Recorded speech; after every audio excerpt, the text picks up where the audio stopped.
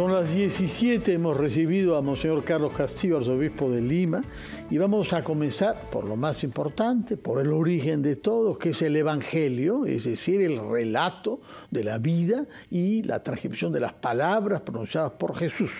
Es una voluntad de acercarnos al núcleo mismo del cristianismo, que está expresado en los Evangelios. Y lo que corresponde mañana es un pasaje del Evangelio de San Juan. Estábamos leyendo otro evangelio hasta ahora, pero no sé por qué mañana usted nos dirá, porque hay esos cambios. Pero en todo caso, es una versión diferente del encuentro de Juan, que es un profeta consagrado ya, que bautiza en el río Jordán, que ve a Jesús y que se refiere a él diciendo una frase que desde mi niñez me ha sorprendido. Este es el Cordero de Dios. Y esa expresión en su fórmula latina, cuando yo era niño, antes del concilio, Agnus Dei, me marcó, como a todos los cristianos de mi generación, de dónde esta denominación a Jesús, tú eres el Cordero de Dios. Bueno, buenos días, hermanos y hermanas, mis bendiciones especiales, muy unido también al dolor de esas familias que han sufrido ese incendio en el centro de Lima, esperando que podamos colaborar con ellos poco a poco para poder restablecerse de sus problemas. También solidarios también con el pueblo hermano de Ecuador, con todos los problemas que están habiendo, para que podamos ayudarnos mutuamente también en que haya paz y se solucionen estos problemas graves de violencia. La expresión Cordero de Dios está en los cánticos del siervo sufriente de Isaías. Es decir, 1000 años antes de Jesús. 600. 1000 o 600. 600. El asunto central es que esta expresión en Isaías recuerda a un acontecimiento concreto que él vio y en donde vio sufrir a esta persona por su pueblo y que fue llevado al matadero como se le trasquila al cordero, ¿no? Y ahí quedó esta imagen del siervo sufriente como un cordero que es humilde, que es maltratado, pero es el Cordero de Dios que acepta el sufrimiento por todos, en favor de todos. Y así murió ese personaje para el cual él cantó esos textos, como hoy día la ciencia ha podido identificar. El asunto principal es que en el único evangelio en donde los discípulos dicen hemos encontrado al Cordero de Dios, ¿no? O si no, Juan Bautista dice, he ahí el Cordero de Dios. ¿Sí?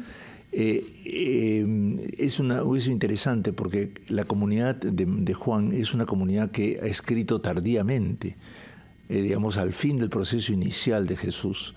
Y entonces como que estaban meditando bien con quién identificar a Jesús en su tradición y encuentran esa luz. Este justamente es el prometido hace 6 siglos, ¿no? Que vendría a salvar a Israel y también a salvar a la humanidad. Y entonces los discípulos lo siguen y ocurren 2 preguntas de Jesús, ¿no? Esto es muy importante porque estas preguntas se refieren a la vocación que todos tenemos de búsqueda y de encuentro que estamos llamados a realizar con Dios.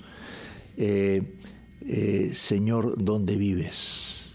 Es una pregunta totalmente extraña. Así es. ¿De cuándo acá le pregunto uno a una persona con la que se cruza contra el río, oye, ¿dónde vives? Sí, pues se sienten atraídos justamente porque decir que es el Cordero de Dios les sonaba a ellos una cosa muy profunda.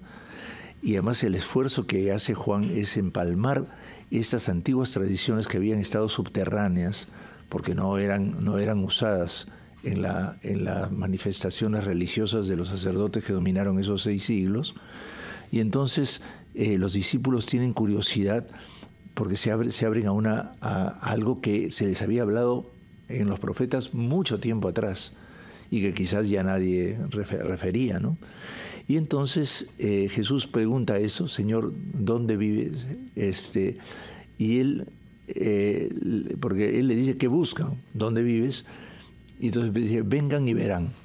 Entonces plantea los 2 problemas fundamentales de la comunidad de Juan, que es una comunidad que vive en medio de una crisis tremenda. Es una comunidad desalojada, donde vives, es buscar dónde encontrar cobijo, porque es una comunidad a la intemperie. Estamos después de la caída del Templo de Jerusalén y estamos con un mundo en crisis, especialmente el mundo israelita, que había sido dispersado por las fuerzas. Entre el 70 y el 134, se empieza a escribir el 90, más o menos sucede una situación ya de dispersión. Tito, ¿no? El general romano Tito, que destroza todo. Eso es el 70. Y después viene la guerra judía, en donde todo es un desastre, ¿no?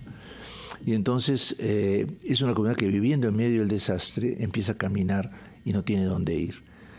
Entonces, Señor, ¿dónde vives? Y la segunda es, vengan y verán. Es una comunidad también ciega, que está obnubilada, no sabe, está perdida y está buscando. Pero es muy curioso porque se dice que era a las 4 de la tarde. No, bueno. Es decir, una voluntad de dar presión. Vinieron para ver la casa donde vivía. Me imagino que era una casa de pasto. No. Porque Jesús tampoco era muy, digamos, estable, ¿no? Andaba caminando. No tenemos prueba de eso. No, la pregunta, al parecer, seguramente ellos están preguntando por la calle, la dirección, pero Jesús le dice, vengan y verán. Y en el Evangelio de Mateo hay una luz muy grande. Vayan y cuenten a Juan lo que han visto y oído. Los cojos andan, los ciegos ven, los pobres son evangelizados. Y bienaventurado el que no se escandalice de mí. O sea, les habla de un camino peregrino. Vengan a habitar al camino, al peregrinar. O sea, empiecen a entender que la vida cristiana es un peregrinar, como dice el Papa Francisco, un camino juntos. Sí. Ahora, otro detalle de este encuentro, antes que nos gane el tiempo, es que entre los que han venido para ver la casa, me parece, si he entendido bien el Evangelio, está el hermano de Simón Pedro. Claro, Andrés. O sea, viene de la otra comunidad este señor. No está reclutado por Jesús directamente como Simón Pedro, sino el hermano. Y Jesús en ese momento le cambia el nombre de Simón y le pone Cefás, quiere decir piedra, de donde decimos nosotros Pedro. Así es. Bueno, el asunto fundamental del cambio de nombre, que bueno, ya es en otro texto, para no apartarnos del tema, simple y llanamente es el reconocimiento de la fe de Pedro, porque a pesar de sus pequeñeces y sus retrecherías, Pedro tiene una gran, digamos, fidelidad, en el sentido de que lo sigue a pesar de todo, ¿no? Inclusive habiéndole dicho Satanás también, ¿no? Y esta fe es la que hace crecer el Señor. Lo que pasa es que tu existencia en la casa, no, hay que tener cuidado, porque ellos están buscando una casa para ser estables, y el Señor les pone el camino como casa. Por eso va a decir, yo soy el camino, la verdad y la vida. Sí. Es una concepción dinámica de la fe cristiana. Es muy interesante porque hay muchos grupos que dicen, el Señor es la verdad, el camino y la vida, no, pero entiende que es una verdad estática.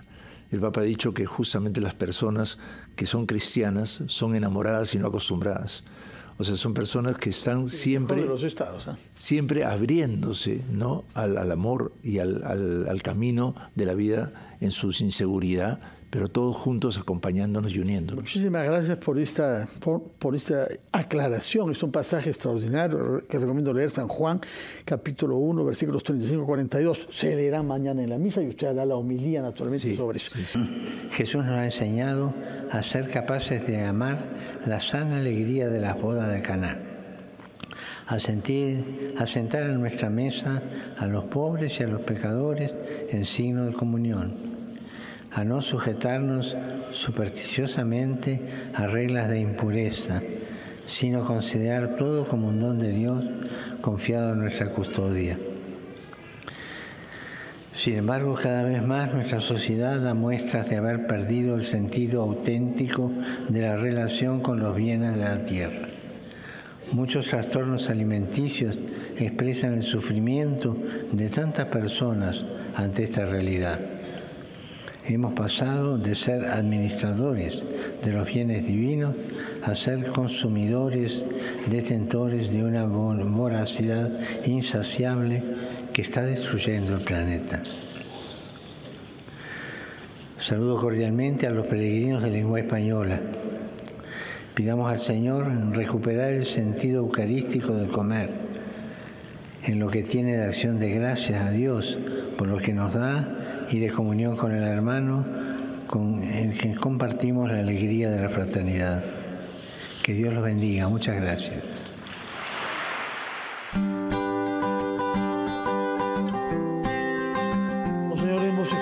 Una catequesis del Papa en esta serie que está haciendo sobre vicios y virtudes.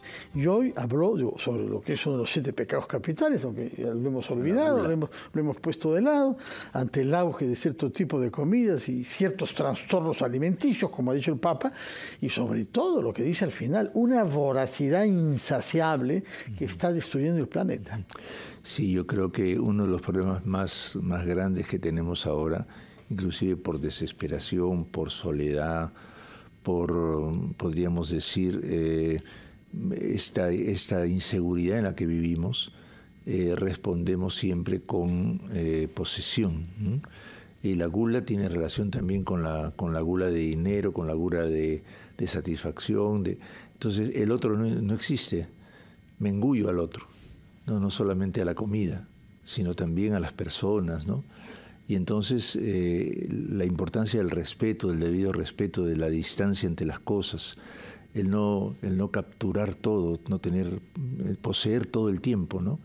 Y el daño del planeta viene evidentemente porque, como dice el Papa, no administramos las cosas, sino más bien, digamos, las degeneramos, las engullimos para dominarlas, genera una incapacidad neutraliza la capacidad de amar, ¿no?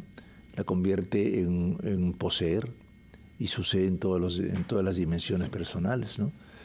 De ahí que esa distancia necesaria, esa meditación sobre el sentido del comer es parte de la superación del tema del pecado en la humanidad, ¿no? No te olvides que el primer gesto de comer del árbol de la ciencia del bien y del mal, lo habíamos dicho la vez pasada, ¿no?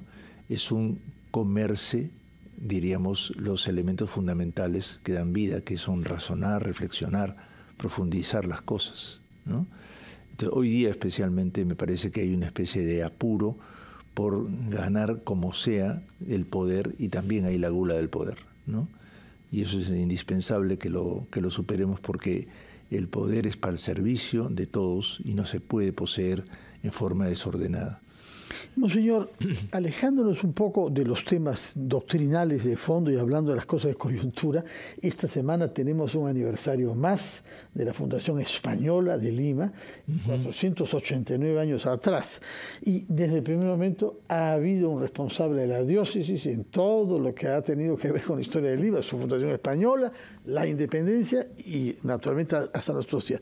Díganos qué se ha previsto. Tengo entendido que hay una misa y un Te Deum en la catedral este 18, que es el jueves 18, a las 12 del día, si estoy bien informado. Sí, ¿no? Vamos a hacer la misa de acción de gracias siempre por la existencia de nuestra comunidad limeña y por la organización de la vida municipal en todos los aspectos.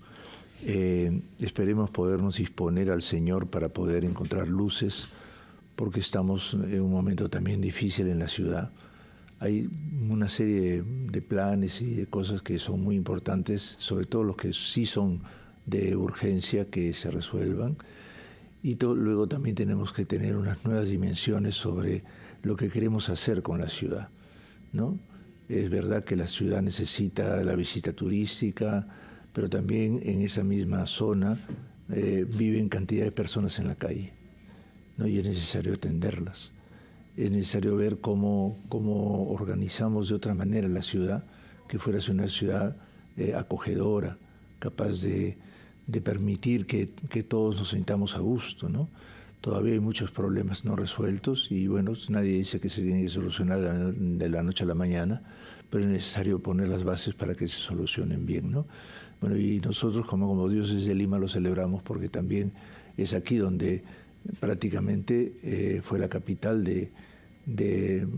la capital primada de América después de Santo Domingo, ¿no? Santo Domingo fue la primera y esa es casi la segunda, en el sentido de que de aquí se irradió un halo evangelizador.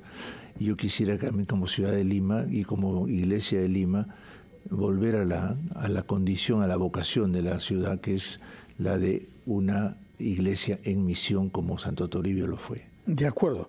Monseñor, mañana mismo usted tiene una actividad variada y múltiple, porque además de la misa de las 11, tengo entendido que habrá una presencia de la comunidad católica de hermandades quechuahablantes. Mañana en la catedral, quiero que nos diga una palabra sobre eso, es muy importante, ¿no? Habida cuenta de la enorme cantidad de limeños que son quechuahablantes. Lima, hoy la primera vamos a recibirlos con todo cariño, como otras veces hemos hecho mucho más ampliamente, porque hay, por ejemplo, la fiesta del Coyurriti que celebramos la vez pasada, que fue muy amplia. Bienvenidos sean y que siempre nos integremos, ¿no? Hay, por otro lado, hoy día una reunión con los jóvenes en la tarde, que es un taller de 4 u 8 sesiones que haremos sobre cómo organizar la pastoral juvenil. Qué desafíos vamos a enfrentar y cómo los podemos responder como pastoral. Son talleres que se hacen con los jóvenes desde las 3 a las 5 y de las 5 a las 8 de la noche. De acuerdo. Luego también mañana, también estamos haciendo la Escuela Arquidiocesana de Catequesis 2024 durante todos enero y febrero. También estamos